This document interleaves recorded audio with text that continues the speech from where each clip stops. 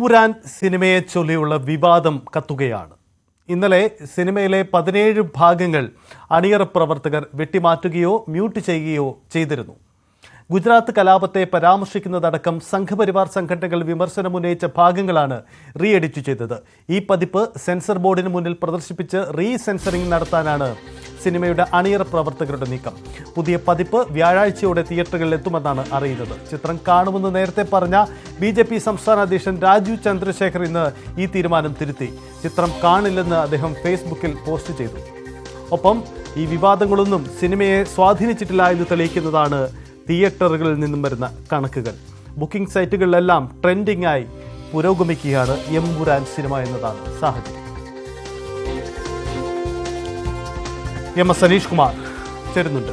Aneesh, cinema വിവാദങ്ങളിലൂടെ കടന്നു പോകുന്നു. അത് പല രീതിയിലുമാണ് പോകുന്നത്. എന്തായാലും റീസെൻസറിങ്, അതിനുശേഷമുള്ള വീണ്ടുമുള്ള പ്രദർശനം അത് അടുത്ത ആഴ്ച അവസാനത്തോടെ സംഭവിക്കും. പക്ഷേ ഈ വിവാദങ്ങളൊന്നും സിനിമയെ സ്വാധീനിച്ചിട്ടില്ല എന്നതാണ് ഇപ്പോൾ പുറത്തു വരുന്ന കണക്കുകൾ. അത് ബുക്കിംഗ് സൈറ്റുകളുടെ ട്രെൻഡിംഗ് ലിസ്റ്റിൽ എമ്പുരാൻ സിനിമ തന്നെയാണ് ഏറ്റവും മുന്നിൽ. പ്രത്യേകിച്ച് മലബാറിലേക്ക് വരുമ്പോൾ, മലബാറിൽ ഈ പെരുന്നാൾ ദിവസങ്ങളൊക്കെ കഴിയുന്നതോടുകൂടി അവധി ദിവസങ്ങളാണ് വരുന്നത്. തിയേറ്ററുകളിൽ ഒരു വലിയ തിരക്ക് അനുഭവപ്പെടുന്നുണ്ടോ? എന്താണ് അവിടുത്തെ സാഹചര്യം? തീർച്ചയായും അങ്ങനെ അഭൂതപൂർവമായ ഒരു തിരക്ക് തന്നെയാണ്. സമീപകാലത്തൊന്നും ദൃശ്യമാവാത്ത തരത്തിലുള്ള ഒരു തിരക്കാണ് ഇപ്പോൾ എല്ലായിടത്തും പ്രകടമാവുന്നത്. പ്രത്യേകിച്ചും മലബാർ മേഖലകളിൽ പെരുന്നാൾ അവസാന ഘട്ടത്തിലെത്തി പെരുന്നാളിലേക്ക് കടന്നിരിക്കുന്നു. അതുകൊണ്ട് നാളെ മുതൽ തിയേറ്ററുകൾ ജനസാഗരമായിരിക്കും എന്ന കാര്യത്തിൽ ഒരു സംശയവുമില്ല. നിലവിൽ തന്നെ കോഴിക്കോട് നഗരത്തിലേക്കടക്കം എല്ലാ തിയേറ്ററുകളിലെയും എല്ലാ സ്ക്രീനുകളിലും റിലീസായ 27 മുതൽ എമ്പുരാൻ തന്നെയാണ് പ്രദർശനം നടത്തിവരുന്നത്. പക്ഷേ ഒരു ഘട്ടത്തിലും ഒരു 80% താഴെ ഓക്കുപ്പൻസിയുമായി ഈ ചിത്രം പ്രദർശിപ്പിക്കേണ്ടി വന്നിട്ടില്ല എന്നതാണ്. സർക്കാരിന്റെ ഉടമസ്ഥരുള്ള കൈരളി ശ്രീ മുതൽ വലിയ വൻകിട മാളുകൾ വരെയുള്ള എല്ലാ ഇടങ്ങളിലും സീറ്റുകൾ ഫുള്ളാണ്. ഇന്ന് നമ്മൾ പരിശോധിക്കുമ്പോഴും ഇന്നലെ പരിശോധിക്കുമ്പോഴും മുൻനിരയിലില്ല ഉള്ള 1-2 നിര മാത്രം. അത് കാഴ്ചയ്ക്ക് വലിയ ബുദ്ധിമുട്ടായതുകൊണ്ട് ആളുകൾ പക്ഷെ ഒഴിവാക്കുന്ന ആ നിരയൊഴിച്ചുള്ള മുഴുവൻ സീറ്റുകളും ഫില്ലാണ്. ഇന്നും നാളെയും ഒക്കെ ഏതാണ്ട് ഈ അവസ്ഥ തന്നെയാണ്. ഒപ്പം പ്രധാന ഈ ബുക്കിംഗ് ആപ്പായ ബുക്ക് മൈ ഷോ പരിശോധിച്ചാൽ പോലും ട്രെൻഡിംഗ് ആയി ഇപ്പോഴും എമ്പുരാൻ നിൽക്കുന്നു 1ാം സ്ഥാനത്ത് എന്നതാണ് ഏറെ ശ്രദ്ധേയം. ആളുകളൊക്കെ പാൻ ഇന്ത്യൻ തലത്തിലല്ല ചിത്രമെന്ന് പറയുമ്പോഴും 1 മണിക്കൂറിൽ 22,000-ലധികം ടിക്കറ്റുകൾ വീതം ബുക്ക് ചെയ്യപ്പെടുന്നു. ആ ആപ്പ് വഴി മാത്രം ബുക്ക് ചെയ്യപ്പെടുന്നു എന്നാണ് കണക്ക് പറയുന്നത്. ഏറെ പ്രതീക്ഷയുണ്ടായിരുന്നു. സൽമാൻ ഖാന്റെ സിക്കന്ദർ എന്ന ചിത്രത്തിന് 10,000 മാത്രമാണ് 1 മണിക്കൂറിൽ ട്രെൻഡിംഗ് ഉള്ളത്. ഒപ്പം വീര ധീര സൂരം എന്ന വിക്രം സിനിമയ്ക്ക്, തമിഴ് സിനിമയ്ക്ക് സാധാരണ കേരളത്തിലും മറ്റ് സംസ്ഥാനങ്ങളിലും ഒക്കെ വലിയ കാഴ്ചക്കാർ ഉണ്ടാവുന്നതാണ്. ആ ചിത്രത്തിന് ഏതാണ്ട് 7,000-നടുത്ത് മാത്രമാണ്, 7,000-നടുത്ത് മാത്രം ടിക്കറ്റുകളാണ് ബുക്ക് ചെയ്യപ്പെടുന്നത്. അതായത് എതിരാളികളായുള്ള 2 ചിത്രങ്ങളെക്കാൾ ഏതാണ്ട് ഇരട്ടിയിലധികം ആളുകൾ ഓരോ മണിക്കൂറിലും ഈ ടിക്കറ്റ് ബുക്ക് ചെയ്യുന്നു. പ്രത്യേകിച്ചും ഇന്നലെ രാത്രി മുതൽ രാവിലെ സജീവമാവുന്ന സമയം വരെയുള്ള കണക്കാണ്. ഒരുപക്ഷെ പ്രവൃത്തി സമയത്തേക്ക് ഏതാണ്ട് 10 മണി കഴിഞ്ഞിരിക്കുന്നു. ഇനി ഈ മോർണിംഗ് ഷോകൾക്ക് 6 മണിക്ക് 7 മണിക്ക് 8 മണിക്കും ഒക്കെ ഉള്ള ഷോകൾക്ക് സാധാരണ ആളുകൾ പോകാറില്ല. പക്ഷെ ഉച്ചയോടുകൂടി ഇത് വീണ്ടും 22,000 എന്നുള്ള 30,000-ന് അപ്പുറത്തേക്കൊക്കെ എത്തുമെന്നാണ് നമുക്ക് കണക്കാക്കാൻ കഴിയുന്നത്. കാരണം ഫസ്റ്റ് ഷോ, സെക്കൻഡ് ഷോ, മാറ്റിനി തുടങ്ങിയ ഷോകൾക്കാണ് സാധാരണഗതിയിൽ കേരളത്തിൽ പതിവായി ഏറെ വലിയ ആരാധകരുള്ള റിലീസിംഗ് ദിനങ്ങളൊക്കെ ഒഴിവാക്കിയാൽ, അങ്ങനെ നോക്കിയാൽ ഇനി വീണ്ടും ഇത് ട്രെൻഡിങ്ങിലേക്ക് തന്നെ പോകുമെന്നാണ് കരുതാൻ കഴിയുന്ന 2 തരത്തിലെ കാര്യങ്ങളാണ് ഈ ആളുകളുടെ എണ്ണം കൂടാൻ കാരണമായി ചൂണ്ടിക്കാണിക്കുന്നത്. ഒന്നും ഒരു വശത്തു നിന്നും വലിയ വിമർശനങ്ങൾ സിനിമയ്ക്ക് നേരെ ഉയരുന്നുണ്ട്. അതുകൊണ്ട് ഇടതുപക്ഷക്കാരും കോൺഗ്രസുകാരും ഒക്കെ വലിയ തോതിൽ ഈ സിനിമയെ പിന്തുണച്ച് രംഗത്തെത്തിയിട്ടുണ്ട്. അതുകൊണ്ട് അവരുടെ അണികൾ അല്ലെങ്കിൽ ആ പ്രത്യയശാസ്ത്രത്തിൽ വിശ്വസിക്കുന്ന ആളുകൾ വേഗം തന്നെ തിയേറ്ററുകളിൽ പോയി പടത്തെ ഒരു വിജയമാക്കണമെന്ന ഒരു ആഹ്വാനം അവരുടെ നേതാക്കളുടെ ഭാഗത്തു നിന്നൊക്കെ ഉണ്ടാവുന്നുണ്ട്. മറ്റൊന്ന്, ഈ ചിത്രവുമായി ബന്ധപ്പെട്ട ചില കട്ടുകൾ 17ഓളം കട്ടുകൾ വരാൻ പോകുന്നു. സ്വയം സെൻസറിങ്ങിന് വിധേയമാക്കുന്നുവെന്ന വിവരങ്ങൾ പുറത്തു വന്നിരുന്നു. അങ്ങനെയെങ്കിൽ സെൻസർ ചെയ്യുന്നതിന് മുമ്പ് ഈ വില്ലന്റെ പേരും അല്ലെങ്കിൽ മറ്റ് ഈ എന്തൊക്കെയാണ് വിമർശന വിധേയമായിരിക്കുന്ന വസ്തുതകൾ എന്ന് നേരിട്ട് കണ്ടു മനസ്സിലാക്കുന്നതിനുള്ള ഒരു കൗതുകം ആളുകളുണ്ട്. അത്തരം ഒരു കൗതുകമുള്ള ആളുകളും ഒരുപക്ഷെ അടുത്ത ആഴ്ചയോ അല്ലെങ്കിൽ തിരക്കൊഴിഞ്ഞിട്ടോ കാണാമെന്ന് വിചാരിച്ചിരുന്ന ആളുകൾ വളരെ പെട്ടെന്ന് തന്നെ തിയേറ്ററുകളിലേക്ക് എത്തി ഈ കട്ട് ചെയ്യുന്നതിന് മുമ്പ് സിനിമ കാണണം എന്നൊരു ആഗ്രഹം പ്രകടിപ്പിക്കുന്നുണ്ട്. അങ്ങനെയും ആള് കൂടാനുള്ള സാധ്യതയുണ്ട്. എന്തായാലും ഈ 2 തരത്തിലായാലും ഇത് ഈ എമ്പുരാൻ സിനിമയെ സംബന്ധിച്ചിടത്തോളം വലിയ നേട്ടമായി മാറുകയാണ്. ആദ്യ 2 ദിവസം കൊണ്ട് തന്നെ ഏതാണ്ട് 100 കോടി പിന്നിട്ടുവെന്ന് ഈ അണിയറ പ്രവർത്തകർ അവകാശപ്പെട്ട ചിത്രത്തിന്റെ കളക്ഷൻ ഒരുപക്ഷെ ഇന്നോ നാളെയൊക്കെയോ ആവുമ്പോൾ 200-250 കോടിയിലേക്ക് എത്തുന്നതിനുള്ള സാധ്യതകൾ തന്നെയാണ് ഇപ്പോൾ മുന്നിൽ ഉള്ളത്. സജിത്ത്, അനീഷ്, പ്രത്യേകിച്ച് ഈ മലബാർ മേഖലയ്ക്ക് ഒരു പ്രത്യേക രാഷ്ട്രീയമുള്ള പ്രദേശം കൂടിയാണല്ലോ. ഈ സിനിമയുമായി ചേർന്ന് വെക്കുമ്പോൾ ഒരുപക്ഷെ അതിന്റെ പ്രമേയത്തിന് ഏറ്റവും കൂടുതൽ സ്വീകാര്യത കിട്ടാൻ സാധ്യതയുള്ള ഒരു മേഖല കൂടിയാണല്ലോ. അങ്ങനെ ഒരു ട്രെൻഡ് മലബാറിൽ കാണാൻ കഴിയുന്നുണ്ടോ?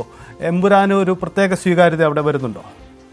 തീർച്ചയായും അത്തരമൊരു സ്വീകാര്യതയിലേക്ക് എത്തും. നമുക്കറിയാം, പരമ്പരാഗതമായ അല്ലെങ്കിൽ വിശ്വാസത്തിലൊക്കെ അധിഷ്ഠിതമായി നിൽക്കുന്ന ആളുകൾ പരസ്യമായി ഈ സമയത്ത് നോമ്പ് കാലത്ത് സിനിമ കാണാൻ വരില്ല. പ്രത്യേകിച്ച് നമ്മൾ റിലീസിംഗ് ദിവസമൊക്കെ കണ്ടപ്പോൾ തന്നെ പലരും നമ്മളിൽ നിന്നും ഒഴിഞ്ഞു മാറി പോകുന്നു വെക്കേണ്ടിരുന്നു. കാരണം രഹസ്യമായി നോമ്പാണ് ചേട്ടാ എന്ന് പറയുന്ന രീതിയിൽ. കാരണം പുറത്ത് സിനിമ കാണാൻ പോകുന്നു എന്ന് അറിയിക്കാൻ കഴിയാത്ത ഒരുപാട് ആളുകൾ ഉള്ള ഒരു മേഖലയാണ്. അതുകൊണ്ട് കോഴിക്കോട്, മലപ്പുറം, കണ്ണൂർ പോലെയുള്ള ഇടങ്ങളിലേക്കൊക്കെ കൂടുതൽ കേന്ദ്രങ്ങളിൽ, പ്രത്യേകിച്ചും ന്യൂനപക്ഷ മേഖലകളിലൊക്കെ ഉള്ള കേന്ദ്രങ്ങളിലേക്ക് കൂടുതൽ തിരക്ക് അനുഭവപ്പെടും. പ്രത്യേകിച്ചും ആ ഒരു വിഷയത്തെ ചൊല്ലിയാണ് ഈ സിനിമയുമായി ബന്ധപ്പെട്ട ഏറ്റവും വലിയ തർക്കമുള്ളത്. ഒപ്പം ഇത്തരം ചില കേരളത്തിന്റെ ഈ സവിശേഷതകളെ പറ്റിയുള്ള പരാമർശങ്ങൾ, അല്ലെങ്കിൽ ന്യൂനപക്ഷ എണ്ണം കൂടുതലുള്ള സ്ഥലം എന്ന രീതിയിലുള്ള ചില പരാമർശങ്ങളൊക്കെ ഈ സിനിമയിൽ ഉണ്ട് താനും. അതുകൊണ്ട് അത്തരം മേഖലകളിൽ കൂടുതൽ ആളുകൾ പ്രകടമാവാൻ സാധ്യതയുണ്ട്. ഒരുപക്ഷെ നാളെ മുതൽ കോഴിക്കോട് മേഖലയിലൊക്കെ അഭൂതപൂർവമായ തിരക്ക്, മലപ്പുറം അടക്കമുള്ള മേഖലകളിലൊക്കെ അഭൂതപൂർവമായ തിരക്ക് തന്നെ അനുഭവപ്പെടാൻ സാധ്യതയുണ്ട്. എന്തായാലും മലയാളത്തിൽ ഇതുവരെ ഇറങ്ങിയതിൽ ഏറ്റവും കളക്ഷൻ റെക്കോർഡുകൾ കുറിക്കുന്ന ഒരു ചിത്രമായി തന്നെ ഇത് മാറും എന്നാണ് നമുക്ക് ഈ ഘട്ടത്തിൽ പറയാൻ കഴിയുന്നത്. ഇനി ഇത് മ്യൂട്ടാക്കിയ ശേഷം, അല്ലെങ്കിൽ ഈ 17 ഭാഗങ്ങൾ കട്ട് ചെയ്ത് വില്ലന്റെയും പേര് മാറ്റിയ ശേഷം ചിത്രത്തിന്റെ മുന്നോട്ടുള്ള പ്രയാണം എങ്ങനെയാവും എന്നറിയാൻ കഴിയില്ല. പക്ഷെ അതിന് ഇനിയും ദിവസങ്ങളുണ്ട്. ഈ 3-4 ദിവസങ്ങൾ കൂടി മുന്നോട്ട് അവശേഷിക്കുന്നു. ശനിയാഴ്ചയാണ് വിവാദങ്ങൾ അതിന്റെ ഉച്ചസ്ഥായിലെത്തിയത്. പിന്നീട് ഞായറാഴ്ച പ്രവൃത്തി ദിനമായിരുന്നില്ല, തിങ്കളാഴ്ച നോമ്പുമായി ബന്ധപ്പെട്ട അവധി ദിനമാണ്. അതുകൊണ്ട് ഈ തുടർച്ചയായ അവധി ദിനങ്ങൾ വന്നതുകൊണ്ട് തന്നെ ഈ തത്വത്തിൽ ഈ എതിർപ്പിന് വഴങ്ങി ഭാഗങ്ങൾ കട്ട് ചെയ്യുന്നുവെന്ന് സിനിമാ പ്രവർത്തകർ പറയുമ്പോഴും അത് സ്ക്രീനിൽ എത്താൻ ദിവസങ്ങളുണ്ട്. ആ ദിവസങ്ങൾ ഏറെ നിർണായകമാണ്. ഈ ഫുൾ ഹൗസിലുള്ള ഷോകൾ ഈ ദിവസങ്ങളിൽ ഓടിയാൽ തന്നെ വലിയ ഒരു വരുമാനം ഈ ചിത്രത്തിന് ലഭിക്കും.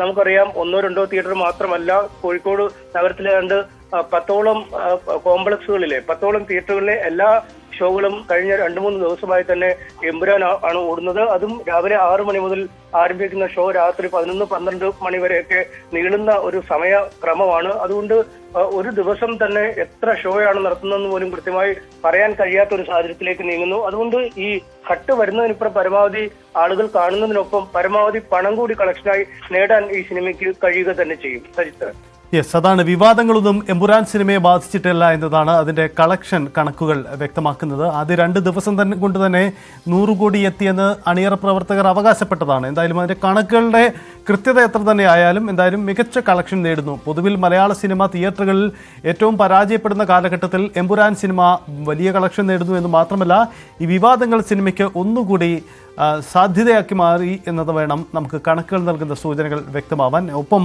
രാഷ്ട്രീയ വിവാദങ്ങൾ തുടരുകയാണ്. പ്രത്യേകിച്ചും സിനിമയുടെ പ്രധാനപ്പെട്ട ഭാഗങ്ങൾ വെട്ടിമാറ്റിയത് അത് തങ്ങളുടെ ശക്തമായ എതിർപ്പ് കൊണ്ട് എന്നതാണ് അണിയറ പ്രവർത്തകർക്കെതിരെ ഇപ്പോൾ BJPയുടെയും RSSന്റെയും ഒക്കെ നേതാക്കൾ നിലപാട് എടുക്കുന്നത്. ഇതിനിടയിലാണ് റീ എഡിറ്റും പിന്നീട് റീസെൻസറിങ് നടപടികളും നടക്കുന്നത്.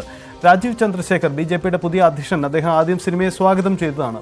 പിന്നീട് ഈ സിനിമയുടെ പ്രമേയം വലിയ വിവാദമായ പശ്ചാത്തലത്തിൽ അദ്ദേഹം സിനിമ കാണാൻ പോയിരുന്നില്ല. ഇന്ന് അദ്ദേഹം രാവിലെ ഇട്ട പോസ്റ്റ് പ്രകാരം സിനിമ താൻ കാണാൻ പോവില്ല എന്നാണ് അദ്ദേഹം വ്യക്തമാക്കുന്നത്. സിനിമയിൽ ചരിത്രത്തെ തെറ്റായി വ്യാഖ്യാനിക്കുന്ന ഭാഗങ്ങളുണ്ട്, അതുകൊണ്ട് തന്നെ താൻ സിനിമ കാണാൻ പോവില്ല എന്ന കാര്യം പറയുന്നു. ലൂസിഫർ എന്ന ഈ ചിത്രത്തിൻ്റെ ആദ്യ ഭാഗം താൻ കണ്ടിരുന്നു, തനിക്കേറെ ഇഷ്ടപ്പെട്ട സിനിമയാണ്. പക്ഷേ 2ാം ഭാഗത്തിൽ തെറ്റായ ഭാഗങ്ങളുണ്ട്, അതുകൊണ്ട് താൻ സിനിമയ്ക്ക് പോവില്ല എന്ന് രാജീവ് ചന്ദ്രശേഖർ ഫേസ്ബുക്ക് പോസ്റ്റിലൂടെ അറിയിക്കുന്നു.